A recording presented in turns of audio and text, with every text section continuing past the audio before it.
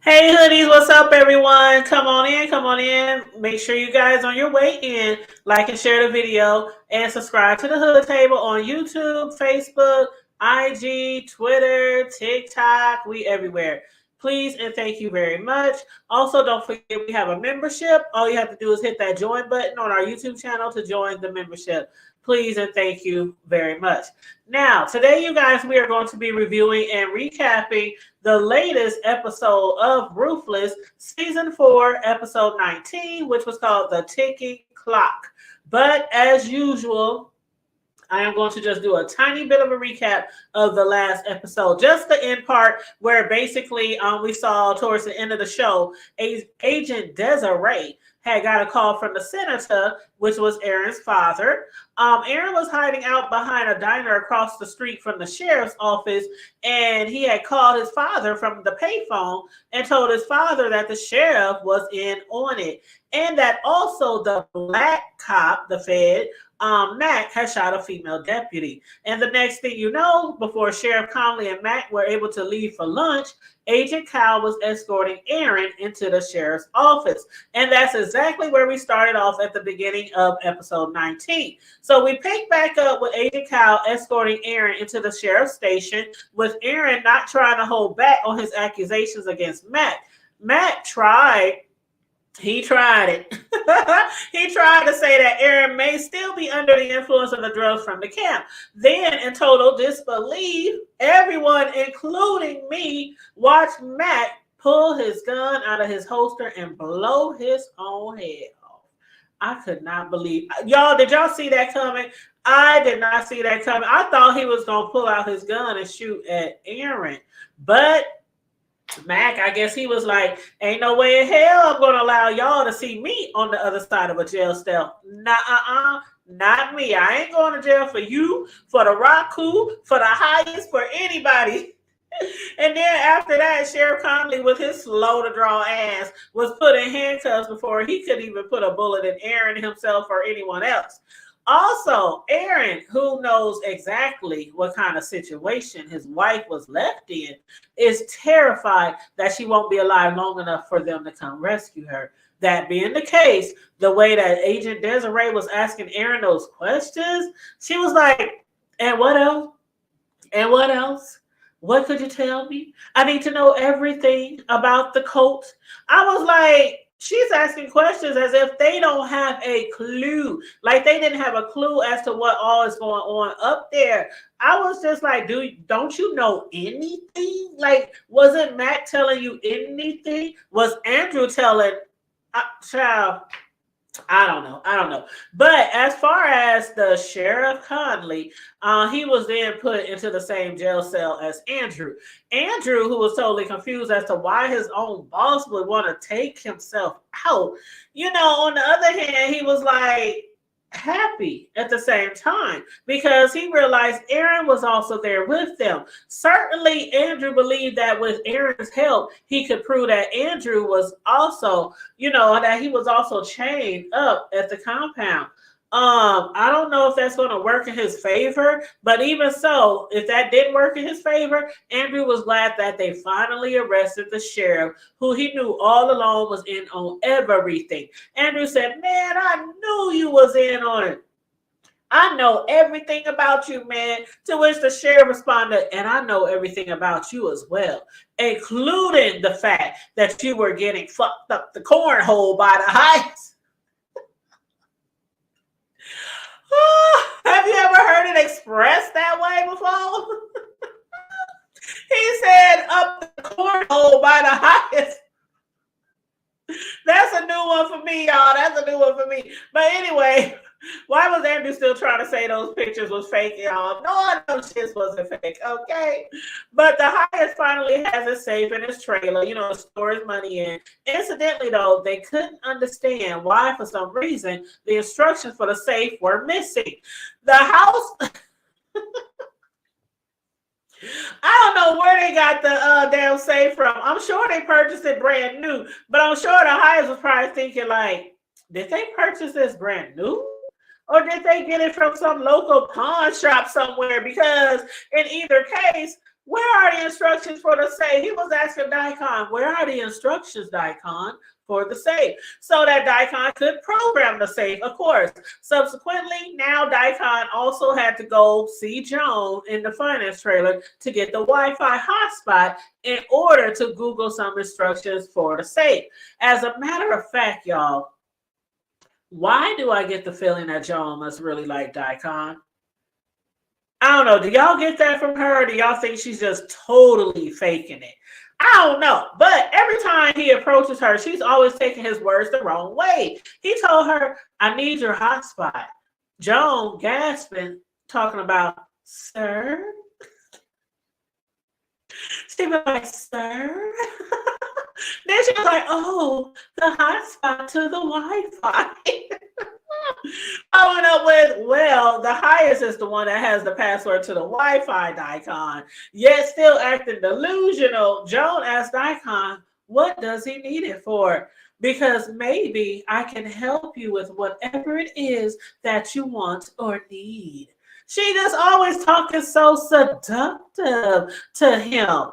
So I don't know. Like I said, I think she really likes him, but y'all tell me what y'all think.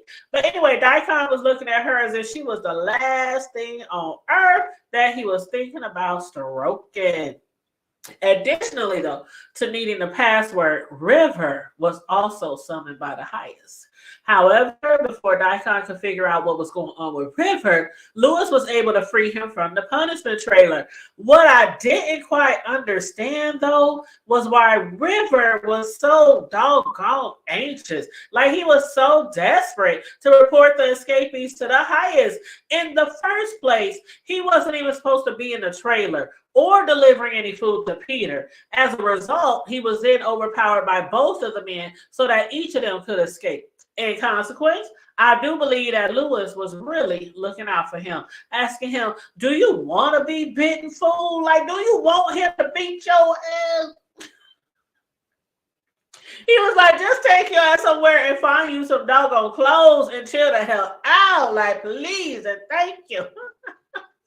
Accordingly, after hearing of Malcolm and Peter's escape, Lewis relayed the information to Ruth, who said she already knew.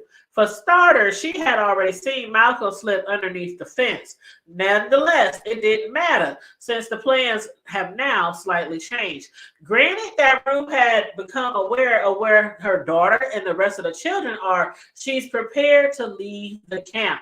That is, as soon as they get the money and address to the location of the hotel, so long as their plans run smoothly. Because if it does, I'm thinking that they will steal the money during the prophecy when the highest is speaking to the rest of the camp. With this in mind, they seem to have their escape plan all figured out. In any event, now Ruth has to figure out what she's going to do with the news that Joan just shared with her. Joan's ass, who I am sure was planning to steal the money with Paula and bounce on all of them, just informed Ruth that she had to use her own name for some of the accounts. Then somehow found herself running out of names. The names on the accounts are under members of the cult, with one of them being under her own name. But even so, what did she mean she ran out of names? Like, there are a gazillion names in the world that she could have come up with. So I was really confused about that. Even more so, the reason why Joan was so riled up, because the account was not overdrawn, but overloaded, I should say, with $1 million in it. Her account, the one with her name, had $1 million in it, while the other accounts only had like 300,000 in them.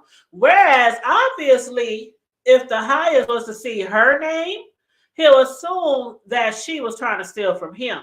Ruth was like, you greedy ass bitch, I knew your ass couldn't be trusted. What she actually said was, I knew I couldn't trust your monkey ass. In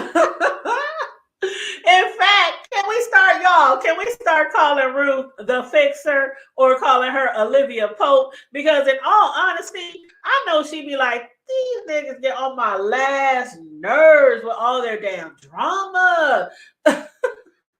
She always gotta fix something for somebody. It's either Lewis or it's Ripper or it's Bridget or it's Zane or it's Tally or it's Andrew. It's like I'm gonna start calling her Olivia the Pope. But in all honesty, I know she be tired of that shit. She like, damn, I didn't sign up for this shit. Despite that, though, to ensure that Joan doesn't get herself caught up, she demanded that Ruth help her out. Short of cursing her out again, Ruth was like, and what do you expect me to do? Man, what came out of Joan's mouth next had me gagged. She said, do what you always do, you self-proclaimed street bitch. Fuck that motherfucker and make him think you give a fuck. For that reason, Ruth is now not sure about Joan or River's loyalty to her. On one hand, Joan is stashing millions of dollars behind Ruth's back, while River has promised Peter that he was going to leave with him without even telling Ruth anything about it. Therefore, making Ruth have doubts about trusting River to take her with him once he steals the money. Albeit, I really hope that Ruth is not giving the other ladies any false hopes by telling them that they are going to escape that night. Because in a similar way, they also have already been wondering about Ruth's loyalty to them, especially after Zane found out from River their plans to escape, which did not at first include Zane. With that said, now Ruth is asking them to trust her and not to trust Joan. First, Ruth told Zane, Lacey, and Paula that Joan is trying to burn them all down to the ground. Secondly, she told them also to not trust River either. Then on top of that, she told them that they all need to cover each other, meaning they all need to watch each other's backs. And for that reason, that's exactly what they are doing. And that exactly is what they did. Because as soon as Bridget started snitching her elder mother about how badly she had been beaten by Ruth, Zane and Paula came quickly to Ruth's defense. When explaining to Mother that she had got upset because Ruth was talking to Lewis, a guy who likes her, Bridget was like, she was caught talking to a man. And Mother was like, and what that got to do with you? Because he likes me. Oh my God, Zane and Paula, they stepped in so quick. They talking about that ain't the truth. She lied, Mother, she lied. Zane even asked, could I cut off her tongue, Mother, for her lying? Mother was like, no, she need to speak. I need to hear what she got to say. And to make it sound even sweeter, Paula said that Bridget was really upset with Ruth because she wants to be the bride of the highest. And the mother was like, this too much. This too much. We need to go see what the highest has got to say about this.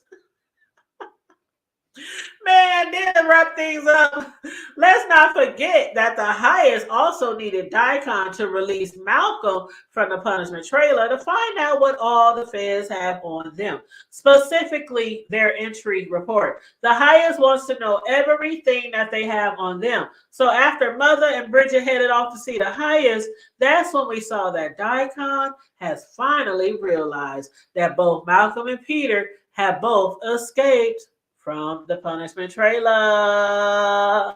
And that's where it ends, y'all. So again, you guys, make sure you guys like and share the video, subscribe to the Hood Table. Also, do not forget to put in the comment section what you thought about this storyline, what you think about this episode, the scenes in this episode. This again is season 4, episode 19. And the title of the video, or I should say the show, was called The Ticking Clock. They only have so much time, y'all, before they can try to get this money, because what I think is going to happen, like I said, I think the highest, because remember Daikon said, are you ready for the prophecy tonight? And the highest said, yes, I am. So I think what's going to happen, since they don't have the instructions, because we saw them take the instructions, Lewis and them took the instructions out of the safe before they delivered it to the highest. So I think what's going to happen is the highest, while he's delivering his prophecy, I think Lewis and them is going to go get the money from underneath the mattress of the highest and try to steal away with it and run off. But will everybody who's supposed to leave? Y'all let me know. Or is they gonna be left behind? Y'all let me know what y'all think about that. And on that note, you guys, make sure you stay safe, be blessed, remain vigilant at all times, and always remember to keep it hood. I'm out.